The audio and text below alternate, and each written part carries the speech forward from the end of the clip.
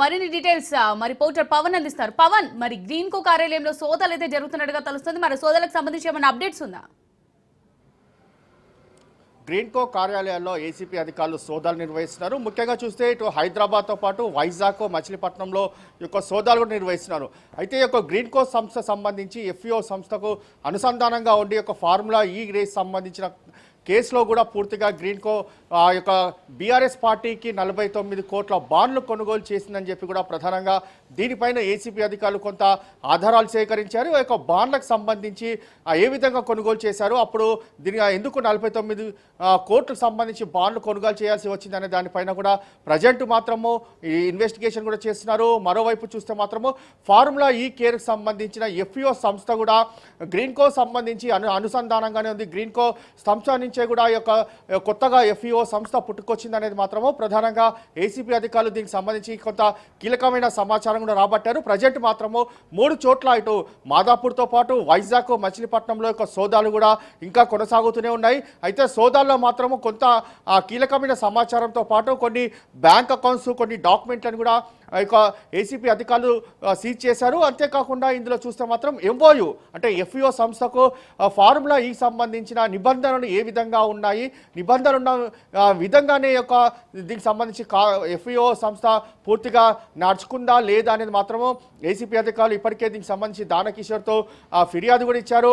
అతన్ని దాదాపు 7 గంటల పాటు విచారించి ఈ యొక్క ఫిర్యాదు కూడా సేకరించారు, స్టేట్మెంట్ కూడా సేకరించారు. అంతేకాకుండా మరోవైపు చూస్తే హైకోర్టుకు సంబంధించిన తీర్పు ఈరోజు క్వాష్ పిటిషన్ పైన వచ్చిన దానిపైన సవాల్ చేస్తూ సుప్రీంకోర్టు కూడా వెళ్ళే అవకాశం ఉంటుంది. ఎందుకంటే క్వాష్ పిటిషన్ హైకోర్టులో దీనికి సంబంధించి కేటీఆర్కు చుక్కెదురైంది కాబట్టి సుప్రీంకోర్టుకు వెళ్లాల్సి ఉంటుంది. దాంతో లీగల్ ఒపీనియన్ కూడా దీనికి సంబంధించి పూర్తిగా మంతనాలు చెప్తున్నారు. ఇప్పటికే లీగల్ టీం కూడా కేటీఆర్ ఇంటికి కూడా చేరుకున్నారు. మరోవైపు ఈ యొక్క జడ్జిమెంట్ కాపీ మాత్రము ఈ యొక్క పూర్తిగా దీనికి సంబంధించి లీగల్ ఎక్స్పర్ట్స్కి ఇంకా అందలేదు. అది ఏ గ్రౌండ్ లెవెల్స్లో ఈ యొక్క క్వాష్ పిటిషన్ను కొట్టివేసింది, దానికి సంబంధించి గ్రౌండ్ లెవెల్స్ అన్నిటిని కూడా లీగల్ టీము చూడాల్సి ఉంటుంది. ఎందుకంటే కోర్టు నుంచి ఒక కాపీ రావాల్సి ఉంటుంది. ఆ కాపీలో కోర్టు ఎలాంటి అంశాలను ప్రస్తావిస్తూ ఈ యొక్క క్వాష్ పిటిషన్ కొట్టివేసిందని దానిపైన కూడా చర్చించిన దాని తర్వాత సుప్రీంకోర్టుకు వెళ్లే అవకాశం కూడా చాలా స్పష్టంగా కనిపిస్తుంది. ఎందుకంటే సుప్రీంకోర్టులో యొక్క క్వాష్ పిటిషన్ పైన సవాల్ చేస్తూ పిటిషన్ వేస్తే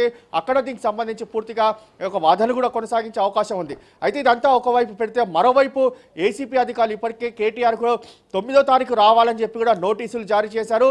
జారీ చేసిన నేపథ్యంలో కేటీఆర్ను విచారించేందుకు కూడా ఇప్పటికే కొన్ని కీలకమైన సాక్ష్యాధారాలు సేకరించారు. కీలకమైన సాక్ష్యాధారాలను కేటీఆర్ ముందు పెట్టి విచారణ కొనసాగిస్తారు. ఎఫ్ఈఓకి సంబంధించిన సంస్థకు యొక్క డబ్బులు ఎలా మళ్ళీ అనే దానిపైన కూడా పూర్తిగా ఏసీపీ అధికారులు విచారణ కొనసాగిస్తారు. ఎందుకంటే దానకిషోర్ ఇప్పటికే స్టేట్మెంట్ కూడా ఇచ్చారు. అందులో కేటీఆర్ పేరు ప్రస్తావిస్తూ దీనికి సంబంధించి ప్రధానంగా దానకిషోర్ యొక్క ఫిర్యాదు కూడా సేకరించిన పరిస్థితి కూడా చూస్తున్నాము.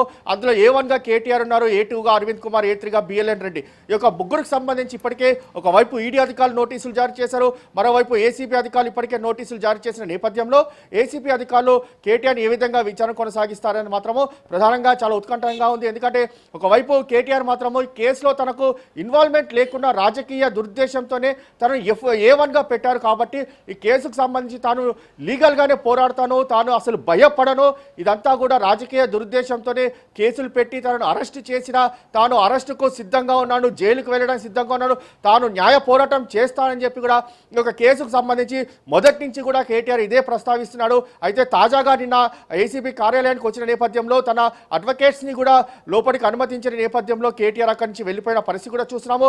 తాజాగా 9వ తారీఖు అంటే ఎల్లుండి యొక్క విచారణకు హాజరు కావాలని చెప్పి కూడా దీనికి సంబంధించి ఇప్పటికే ఏసీబీ అధికారులు నోటీసులు జారీ చేసిన నేపథ్యంలో 9వ తారీఖు మాత్రము విచారణకు హాజరయ్యే అవకాశం చాలా స్పష్టంగా కనిపిస్తుంది. ఎందుకంటే ఏసీబీ అధికారులకు సంబంధించి పూర్తిగా దర్యాప్తుకు సహకరించాలి అనేది మాత్రము హైకోర్టు కూడా కేటీఆర్కు సూచనలు జారీ చేసిన నేపథ్యంలో ఖచ్చితంగా ఏసీపీ కార్యాలయానికి వచ్చే అవకాశం ఉంటుంది. అక్కడ దర్యాప్తుకు కూడా ఏసీపీ అధికారులకు సహకరించాల్సి ఉంటుంది అనేది మాత్రం ప్రధానంగా మనకు లీగల్గా తెలుస్తుంది. కాబట్టి సోమవారం 10 గంటలకు కార్యాలయానికి వస్తారు, ఈ యొక్క విచారణకు కూడా హాజరవుతారు. దాని తర్వాత ఎలాంటి అంశాలు ఏసీబీ అధికారులు క్వశ్చన్స్ చేస్తారు. దాని తర్వాత కేటీఆర్ వాటికి ఎలాంటి సమాధానాలు చెప్తారని మాత్రము వేచి చూడాల్సిన పరిస్థితి కూడా కనిపిస్తుంది.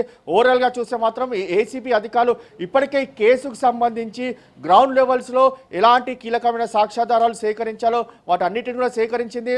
మరోవైపు ఇందులో ఇంకా ఎవరోని విచారించాలి, ఇంకా ఈ కేసుకు సంబంధించి అడిషనల్గా ఇందులో ఎవరెవరు ఉన్నారో ఇన్వాల్వ్మెంట్ వారి పేర్లను కూడా ఎఫ్ఐఆర్లో చేర్చేందుకు కూడా పూర్తిగా సిద్ధంగా ఉన్నట్లుగా తెలుస్తుంది. మొత్తానికి చూస్తే ఏసీబీ అధికారులు మాత్రము దర్యాప్తును వేగవంతం చేయగా మరోవైపు ఈడీ అధికారులు కూడా దీనికి సంబంధించి గ్రౌండ్ లెవెల్లో సాక్ష్యాధారాలను సేకరించారు. ఇక బ్యాంక్ ట్రాన్సాక్షన్ సంబంధించి పూర్తిగా బ్యాంకుకు కూడా నోటీసులు ఇచ్చారు. వాటి ట్రాన్సాక్షన్ సంబంధించి అందులో ఎంఓయూ ఏముంది, అంత పెద్ద మొత్తంలో డబ్బులు ఎవరు ట్రాన్స్ఫర్ చేయమని తమకు లేఖలు రాశారు. వాటన్నిటిని కూడా తమకు ఇవ్వాలని చెప్పి కూడా ఈడీ అధికారులు కావచ్చు, ఏసీబీ అధికారులు కావచ్చు, బ్యాంక్ అధికారులకు నోటీసులు ఇచ్చారు. మొత్తానికి చూస్తే మాత్రం ఈ కేసుకు ఇన్వెస్టిగేషన్ పార్ట్కి సంబంధించి ఏసీబీ అధికారులు దర్యాప్తు వేగవంతం చేశారని చెప్పి కూడా చాలా ఖచ్చితంగా అనుకోవచ్చు.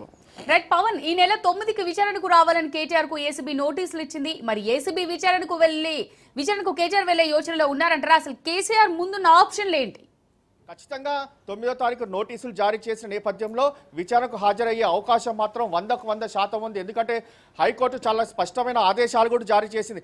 ఏసీబీ అధికారులకు కావచ్చు, దర్యాప్తు సంస్థలకు ఖచ్చితంగా విచారణకు హాజరు కావాలి, వారి విచారణకు కూడా సహకరించాలి అనేది మాత్రం ప్రధానంగా మాత్రము ఏసీబీ అధికారులు నోటీస్ ఇచ్చినందుకు స్పందించాలని మాత్రము హైకోర్టు చాలా ఖచ్చితమైన ఆదేశాలు జారీ చేసింది.